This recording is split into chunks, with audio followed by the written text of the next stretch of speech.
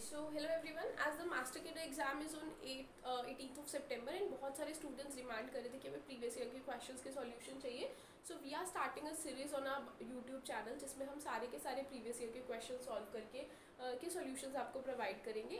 I am the physical chemistry faculty here, so I'll be providing you the solutions of only physical chemistry part.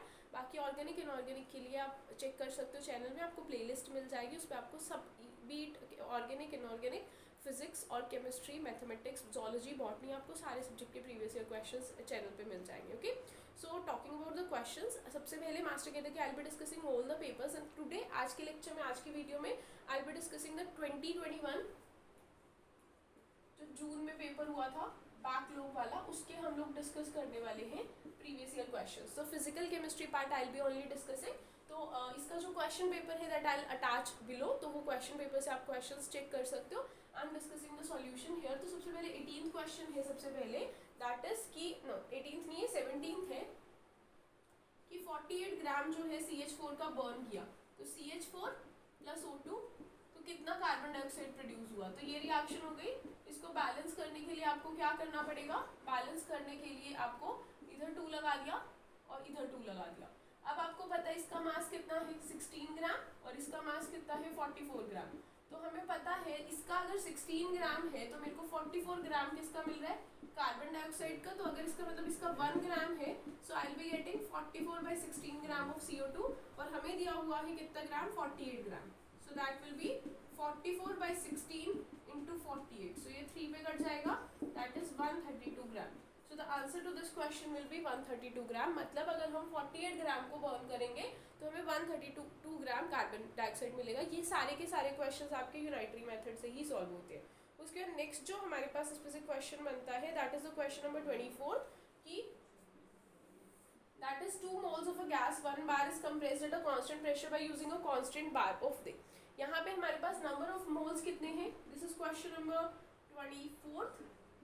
Number of moles हमें 2 given है, pressure एक तो हमें 1 बार given है, temperature 298 kelvin है लेकिन उसको कांस्टेंट ही रखा हुआ है और प्रेशर भी, टेम्परेचर भी कांस्टेंट है 298 केल्विन और एक्सटर्नल प्रेशर भी कांस्टेंट है दैट इज 5 एटमॉस्फेयर, 5 बार.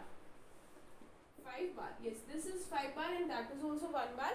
तो वर्क डन निकालना है. तो हमें इसके लिए कोई फॉर्मूला, कुछ भी प्रोसेस नहीं दिया होगा कि कौन सा प्रोसेस है, कि रिवर्सिबल है या इरिवर्सिबल है. तो हम इसके लिए वो वाला फॉर्मूला लगाएंगे जो हर किसी पे एप्लीकेबल है दैट इज -PdV. सो यहाँ पे क्या आ जाएगा, dW equals to -P external V2 -V1. So that will be -P external NR T2 तो सेम ही है क्योंकि एक्सटर्नल प्रेशर कांस्टेंट है, by P2 minus NR T1/P1 और T तो हमें T की फॉर्म में ही रखना है. आप यहाँ से कांस्टेंट ले लो, P external NRT 1/P2 minus 1/P1. ठीक है, now you have to substitute the values. External pressure क्योंकि कंप्रेस हो रहा है तो एक्सटर्नल प्रेशर कौन सा होगा, जो ज्यादा प्रेशर होगा तभी गैस प्रेशर हो रही है. तो -5 R कितना, ये 2 8.314. टेम्परेचर कितना है, टेम्परेचर इज कितना दिया ना 298 and that will B 1/. Final pressure कितना है, फाइनल प्रेशर जो हमारे पास आएगा दैट विल बी 5 माइनस 1/, दूसरा कितना दिया हुआ था 1, इट विल बी 1/. ठीक है, दिस इज द फॉर्मूला. उसके बाद अच्छा इट विल बी 1/5 माइनस 1/1 क्योंकि हमें फाइनल माइनस इनिशियल रखे और फाइनल तो वो उसके किसके इक्वल हो जाएगा, जितना एक्सटर्नल प्रेशर लगाया. इसको जब आप क्वेश्चन को सॉल्व करोगे so you will get the final answer. इसको कैलकुलेशन को जब आप सॉल्व करोगे क्या आ जाएगा, यहाँ से कितना आ जाएगा, एलसीएम लोगे तो ऊपर आ जाएगा -4/5. LCM will be -4/5.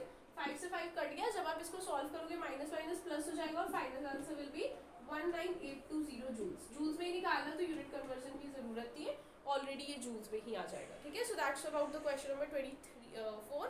Next we have is question number 25. Okay, so next we have is question number 25. उसमें क्या दिया हुआ है, factory operates with a superheated steam at 30 degree Celsius and discharge the wet into environment at 20 degree Celsius. मतलब वो खुद किस पे ऑपरेट करिए 300 पे और सोर्स का टेम्परेचर 300 डिग्री सेल्सियस है. T of source equals to 300 degree Celsius, मतलब 300 प्लस 273. इसका मतलब 573 केल्विन सोर्स का टेम्परेचर है. टेम्परेचर ऑफ सिंक कितना है, सिंक का टेम्परेचर है 20 डिग्री सेल्सियस, मतलब 20 प्लस 273 इज 293 केल्विन। तो एफिशिएंसी जो होगी, एफिशिएंसी निकालनी है, that is T2 minus T1 by T2, so that will be 573 minus 293 divide by 573। सो ये किसके इक्वल आ जाएगा, ऊपर 280 का डिफरेंस यहाँ पे आ गया और 573। आपको इसको सॉल्व करना है, 280 को 573 से जब आप डिवाइड करोगे तो आपका जो आंसर आएगा that will be 48.8%, 48.80 that will be 0.488। तो उसको जब आप परसेंटेज में निकालोगे that will be 48.8%। So the answer to this question is 48.8%, मतलब 49% जो ऑप्शन में दिया हुआ है that is the answer to this question. Okay, next हमारे पास क्या है, assuming initially equimolar concentration of nitrogen and hydrogen, the equilibrium formation of according to the reaction is this, total pressure required निकालना है 10% conversion के लिए। Okay, हाँ जी, तो इस क्वेश्चन में हमारे पास क्या है, we have initial concentration जैसे नाइट्रोजन है और हाइड्रोजन है, ठीक है, और ये बन रहा है, इससे हमारे पास अमोनिया बन रहा है और अमोनिया के दो मोल्स बनेंगे। तो हमारे पास क्या है कि दिया हुआ है द इक्विलिब्रियम कांस्टेंट के का वैल्यू गिवन है और ये गिवन है कि 10% कन्वर्जन हुआ है। तो इक्विमोलर के लिए लेट्स सपोज हमने टाइम t इक्वल्स टू 0 पे इसको 1 1 ले लिया, तो ये 0 होगा। तो टाइम t पे, किसी भी टाइम t पे ये 1 माइनस एक्स होगा, ये 1 माइनस 3x होगा और ये 2x होगा, ठीक है। और इक्विलिब्रियम पे बोला हुआ है कि कितना कन्वर्जन हुआ, इक्विलिब्रियम पे 10% जो है वो डिकम्पोजिशन हुआ है, मतलब 10% ऑफ 1, इसका मतलब 0.1 मोल जो है इक्विलिब्रियम पे वो डिकम्पोज हो चुका है। तो x का वैल्यू कितना है 0.1, दिस विल बी मतलब 0.3 एंड दिस विल बी 0.2। तो कितना ये 0.9 बच गया इक्विलिब्रियम पे, बची हुई कंसंट्रेशन इसकी 0.9, इसकी 0.6 और इसकी कितनी है 0.2। This is the left concentration at equilibrium. तो अब हमें क्या दिया हुआ है कि इसका जो हाँ ये हो गया। अब हमें क्या करना है कि इसका किसका वैल्यू गिवन है, इक्विलिब्रियम कांस्टेंट का वैल्यू गिवन है, मतलब Kp का वैल्यू गिवन है। तो Kp हम कैसे निकालते हैं, जैसे मान लो Kp है, Kp will be equal to number of moles of NH3 का square.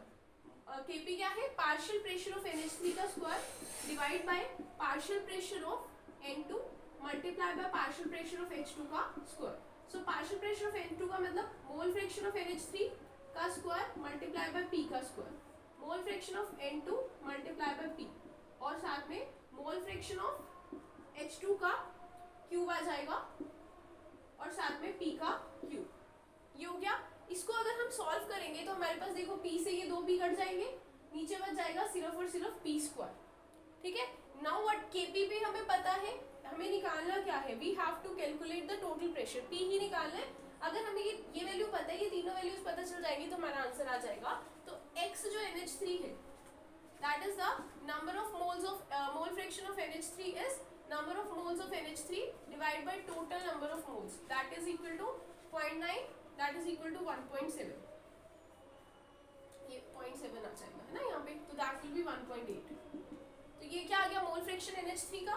Similarly we have mole fraction of H2 that is equal to 0.7 divide by 1.8, और मोल फ्रैक्शन हमने ऐसे ही निकाल लेना है किसका, N2 का, that is equal to 0.9 divide by 1.8। So what you have to do, substitute the values here. अभी आप इसको चाहो तो सॉल्व भी कर सकते हो, 1/9 आ जाएगा, ये तो फिर 7/18 ही बचेगा और ये 1/2 आ जाएगा। तो ये सारी वैल्यूज उठा के वहाँ पुट कर देनी है। x NH3 किसके इक्वल है, 1/9 का स्क्वायर, और x N2 किसके इक्वल है 1/2, और x H2 किसके इक्वल है 7/18 का क्यूब, और p स्क्वायर p किसके इक्वल है, p हमें निकालना है, और k किसके इक्वल है, kp हमें दिया हुआ है किसके इक्वल, kp इज इक्वल टू 1.6 × 10⁻⁴। ठीक है। अब हमें क्या करना है, यहाँ से p निकालना है, p को उधर ले जाओ, बाकी सारा कुछ सॉल्व कर लो। 1/9 1/9 और ये ऊपर चले जाएगा 2 × 18 × 18 × 18 डिवाइड बाय 7 × 7 × 7 × 1.6 × 10⁻⁴ ऊपर चले जाएगा इक्वल्स टू p। तो this is the calculation that you have to solve. I agree कि इस पे जो है एग्जाम में मास्टर केडर में even though the calculator is not allowed but the calculation is like very complicated calculation is considered, तो अगर आप इसको सॉल्व करेंगे इस फाइनल पूरे प्रॉपर को, तो you will get your final answer. Okay, इसको जब आप सॉल्व करोगे तो ये पी स्क्वायर आएगा, क्योंकि यहाँ पे पी स्क्वायर था ना वहाँ पे, तो पी स्क्वायर की वैल्यू 2563 समथिंग आ जाएगी। तो जब हमें पी निकालना है that will B 51 point something, so that is given in option number ए। ठीक है, तो कैलकुलेशन नो डाउट इस पे टफ है, but that's the level of the master cadet exam. हमेशा ऐसी ही कैलकुलेशंस एग्जाम में पूछी जाती है। ठीक है, so this is about the question number 26।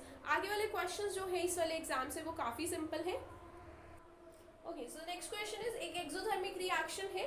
Exothermic reaction का मतलब obviously A plus B changes to C plus B. ठीक है, और इधर हीट रिलीज हो रही है। इन्होंने बोला है कि हीट एनर्जी रिमूव करी है। इन्होंने क्या किया है, हीट रिमूव की है, तो रिएक्शन उस डायरेक्शन में प्रोसीड करेगी, इक्विलिब्रियम उस डायरेक्शन में प्रोसीड करेगा जिधर हीट बाहर निकली है सिस्टम से, तो जिधर सिस्टम के अंदर जाएगी। रिएक्शन में क्या है, रिएक्शन इज एक्सोथर्मिक रिएक्शन। यहाँ पे बोला हुआ कि हीट को रिमूव किया गया है, तो अगर हीट को रिमूव किया गया है तो रिएक्शन उस डायरेक्शन में प्रोसीड करेगा जिधर हीट ऐड होगी, मतलब हीट गिवन होगी। तो हीट गिवन किस साइड पे होती है, एंडोथर्मिक के साइड पे। तो फॉरवर्ड में वो बैक एंडोथर्मिक है, तो बैकवर्ड में, फॉरवर्ड में एक्सोथर्मिक है तो बैकवर्ड में एंडोथर्मिक होगा। तो हमें यहाँ पे क्या हुआ है, हीट जो है सिस्टम में बोला हुआ है कि रिमूव की है, reaction will proceed in that direction in which heat will be given to the system. मतलब एंडो की साइड पे मतलब रिएक्शन बैकवर्ड की तरफ पे जाएगी, और बैकवर्ड का मतलब रिएक्टेंट की साइड पे, पीछे को मतलब रिएक्टेंट की साइड पे। So the answer to this question is it will move toward the reactant side. उसके बाद 28th क्वेश्चन है हमारे पास। This is a trick question या कंसेप्चुअल क्वेश्चन है। इसमें हमें मोलर आयनिक कंडक्टिविटी बतानी है। तो ये हमने क्लास में डिस्कस किया था कि एक्सपेक्टेड तो ये होता है कि लिथियम पॉजिटिव का सबसे ज्यादा, फिर सोडियम पॉजिटिव का, फिर के पॉजिटिव का, फिर रुबिडियम पॉजिटिव का। लेकिन क्योंकि ये हाइड्रेशन अफेयर बनाता है तो इस वजह से ये सबसे पीछे शिफ्ट हो जाता है, क्योंकि इसका अपैरेंट साइज जो है वो बहुत बढ़ जाता है, क्योंकि इसके आसपास वाटर के मॉलिक्यूल्स होते हैं। So this is the exact order. उसके बाद 29th क्वेश्चन भी हमारे पास इलेक्ट्रोकेमिस्ट्री का है। इसमें बोला हुआ है कि मोलर कंडक्टिविटी LiX की जो है molar ionic conductivity of LiX is found to B.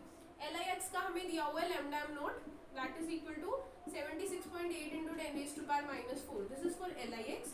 और हमें दिया हुआ है X नेगेटिव का भी दिया हुआ है, that is 42.2 into 10⁻⁴। We have to calculate for Li positive. तो आपको पता है कि Li पॉजिटिव का जितना लैम्डा एम नॉट होता है plus lambda M nought for X negative equals to lambda M nought for LiX। तो आपको अगर lambda M nought for Li positive निकालना है that is equal to 76.8 into 10⁻⁴।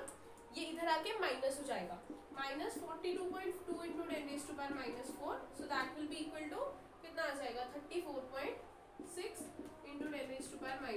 So that is the answer. 34.6 into 10⁻⁴ Simon meters per mole inverse. That is given in option number D. ठीक है, उसके बाद 30th number पे दिया हुआ है, that is decimetre cube mole inverse second inverse is a unit of। 30th question पे आपको पता होना चाहिए कि डेसीमीटर क्यूब किसके इक्वल होता है, decimetre cube is equal to litre. 1 decimetre cube equals to 1 litre होता है, तो basically it is litre mole inverse second inverse. तो ये यूनिट किसके होते हैं, सेकेंड ऑर्डर की। अगर सिर्फ सेकेंड इनवर्स होता तो फर्स्ट ऑर्डर होता, अगर मोल पर लीटर सेकेंड इनवर्स होता तो जीरो ऑर्डर होता। सो इसको देख के हमें पता चल रहा है कि ये किसका ऑर्डर है, this is a second order reaction. Okay, उसके बाद नेक्स्ट क्वेश्चन है, which of the following is not true for physios option. Conceptual question है कि फिजियोस ऑप्शन के लिए इनमें से कौन सा वाला जो स्टेटमेंट है वो गलत है। तो फिजियोस ऑप्शन इरिवर्सिबल होता है, नहीं है ना, क्या बताना है, नॉट ट्रू, फॉल्स स्टेटमेंट बताना ना। हाँ, तो फिजियोस ऑप्शन नॉट ट्रू मतलब फॉल्स बताना है। बोला हुआ फिजियोस ऑप्शन इरिवर्सिबल होता है, नहीं, फिजियोस ऑप्शन तो रिवर्सिबल होता है, तो ये भी गलत है। Magnitude decrease with the rising, हाँ ये हमने डिस्कस किया है कि जैसे जैसे टेम्परेचर बढ़ता है उसका मैग्नीट्यूड कम होता है, तो ये सही है, ये भी सही है, क्योंकि हाई टेम्परेचर पे जो फ्रेंडली एड्सॉर्प्शन आइसोथर्म है वो फेल हो जाता है, लैंगमर भी फेल हो जाता है हाई प्रेशर पे, और heat evolve in low. Yes, तो कौन सा गलत है, ये वाला, क्योंकि फिजियोस ऑप्शन इरिवर्सिबल नहीं होती, इनफैक्ट वो रिवर्सिबल होती है। कैमियोस ऑप्शन इज इरिवर्सिबल। सो गलत स्टेटमेंट बतानी थी, which is option number A. उसके बाद हमारे पास 2 क्वेश्चंस बचते हैं आगे। Next is of question of solid state. इस वाले क्वेश्चन में क्या दिया हुआ है, ये सबसे बड़ा कॉन्ट्रडिक्टरी क्वेश्चन है इसका सॉलिड स्टेट का, बिकॉज इसमें क्या प्रॉब्लम है, कैलकुलेशन बहुत ज़्यादा टफ दी हुई है। they are expecting from you to solve the cube root 1/3 power without using calculator, which is little bit difficult, particularly medical वाले स्टूडेंट्स के लिए तो डिफिकल्ट है ही है, नॉन मेडिकल वालों के लिए भी है। तो इसमें हमारे पास क्या करना है, हमें a क्यूब निकालना है। तो फॉर्मूला क्या होता है, ZmNa इंटू डेंसिटी। तो Z का वैल्यू कितना है, दैट इज 2। मास कितना है पोटेशियम का, कितना होता है पोटेशियम का मास 39। अच्छा किलोग्राम में, so this is gram per mole, ठीक है। और ये क्या हो गया, मोल इनवर्स। और डेंसिटी किस में है, डेंसिटी इज इन किलोग्राम पर मोल। अच्छा 0.856 इंटू 10⁻³ किलोग्राम पर मीटर क्यूब। अब देखो यहाँ पे यूनिट्स क्या होगी, ये इससे कट जाएगा, इसको किलोग्राम में या तो इसको किलोग्राम को ग्राम में कर लो, यहाँ 10⁻³ और लगा लो, तो ये किस में हो जाएगा, ग्राम में। तो इससे ये कट जाएगा। अब आंसर मेरा मीटर क्यूब में आ रहा है, मुझे चाहिए कि मेरा आंसर किस में आए, पिकोमीटर्स में। तो 1 metre equals to 10⁻12 picometre. So 1 metre cube equals to 10⁻36 picometre. तो 10⁻36 चाहिए हमें, यहाँ पे मल्टीप्लाई कर देंगे, फिर ये पिकोमीटर क्यूब में कन्वर्ट हो जाएगा। Okay, now you have to solve. इसको मल्टीप्लाई करोगे 78 आ जाएगा, और 6.022 बचा, और 0.856 बचा, और इधर है 10 की पावर 36, और ये 23, 26, 27, 28, 29। अब वैसे तो हम क्लास में ये डिस्कस कर लेते हैं कि हम थोड़ा बहुत शॉर्ट ट्रिक ले सकते हैं, बट यहाँ पे नहीं ले सकते, क्योंकि आप ऑप्शंस में देखो बहुत ज़्यादा डिफरेंस नहीं है। सो दिस इज 10⁻7, ठीक है। अब हमें क्योंकि क्यूब रूट करना है, तो बेटर इट विल बी कि इसको 8 बना दो। इसको क्या करो, 8 बना दो। तो 8 7 था, 7 को 8 अपनी मर्जी से नहीं बना सकते। जैसे ये 7 था ना, तो 10 से मल्टीप्लाई 10 से डिवाइड कर दो, तो इट विल बिकम 10⁻8, ठीक है। तो ये 10 को इधर लिख दो। अब आपको इसको सॉल्व करना है, 78 डिवाइड बाय 6.022 और इसको। तो जब आप इसको डिवाइड करोगे, it will be somewhat around 1.51 के आसपास आ जाएगा, इंटू 10⁻8। सो आप इसको कैसे लिख सकते हो, दैट इज a क्यूब। तो आप इसको कर सकते हो, जैसे आप लिखना चाहो तो इसको लिख सकते हो a cube equals to 15100 into 10⁻4, ठीक है। या इसका वैल्यू 1.51 आ रहा है, इसको ऐसे ही रहने दो। फिर आपको क्या करना है, इसको क्यूब रूट करना है। सो a विल बी 1.51 का क्यूब रूट इंटू 10⁻8 का क्यूब रूट। सो ये तो हमें पता है कि 100 के इक्वल आ जाएगा 10 की पावर 2 के, और ये जो है हमारे पास, this will be somewhere around 500, ये आ जाएगा 5। ये जैसे हमें पता है ना, देखो 5 इंटू 5 कितना होता है, 125 होता है। तो और 6 इंटू 6 कितना होता है, 216 होता है। तो ये समवट बिटवीन 0.5 और 0.6 के बीच में ही आएगा, तो we can take it as 0.515। तो इसको जब आप 100 से मल्टीप्लाई करोगे, या इधर 1000 इधर आ जाएगा ना, तो फिर इसको जब आप सॉल्व करोगे, यू विल गेट 515.8, ठीक है। That's the case here. Okay, so last question है जो इस वाले पेपर में फिजिकल केमिस्ट्री का, mass of the solute of molar mass that should be dissolved to reduce the vapour pressure to this vapour pressure of pure water is this. ये किसका question है, relative lowering in vapour pressure का। तो इसका formula हमें पता है कि ये होता है P0 P equals to mole fraction of solute. तो अब P0 किसके इक्वल है, P0 है हमारे पास प्योर का 23.75। अच्छा, रिड्यूस कर दिया है 22। देखो ये P0 है माइनस P, जो हमारे पास जो हमें दिया हुआ है ना, reduced vapour pressure reduced to, तो ये सीधा ही इसकी वैल्यू गिवन है ऊपर वाले की 20.3 के रिड्यूस होके इतना बच गया, नीचे 23.75 आ जाएगा। और मोल फ्रैक्शन कितना, जो मास है इसका 404 डिवाइड बाय निकालना है, दैट शुड बी डिसॉल्व्ड। अच्छा, ये तो हमें निकालना है, और molar mass is 404, m by 404, और कितना है 150 ml, that should be dissolved in 150 ml of water. Water का 150 ml है, बट वाटर की जो डेंसिटी है वो हम 1 ग्राम पर सेंटीमीटर क्यूब मतलब ले सकते हैं, तो ml और जो मास है वो इस केस में इक्वल आ जाएगा। सो 150/80। सो क्योंकि ये वैल्यू इससे बहुत छोटा आएगा, this can be neglected. So you will be left with 20.3 divide by 23.75 और 18 m बाय 150 into 404। तो यहाँ से जो m का वैल्यू सॉल्व करोगे, तो m will be 20.3 into 150 into 404 divide by 23.75 into 18। इसको आपको सॉल्व करना है, कटिंग करना है। इस वाले क्वेश्चन में एक्चुअली ये दिया हुआ ना, दिस इज 23.75 माइनस, क्योंकि रिलेटिव है ना तो हमें देखना पड़ेगा एंड में कितना बचा है। सो इसको माइनस करेंगे तो किसके इक्वल आ जाएगा, 3.72 के। 23.75 में से 23 पॉइंट ये गया तो इट विल बी 3.45। फिर आप इसको 3.45 यहाँ पुट करोगे, you will get your final answer as 489। So the final answer will be 489 gram per mole. ठीक है, so that's all about the solutions of this exam. उसके बाद बाकी जो पेपर्स के सॉल्यूशंस है वो भी आपको मिल जाएंगे, उसके लिए आप और वीडियोस चेक कर सकते हो। Okay, thank you for watching.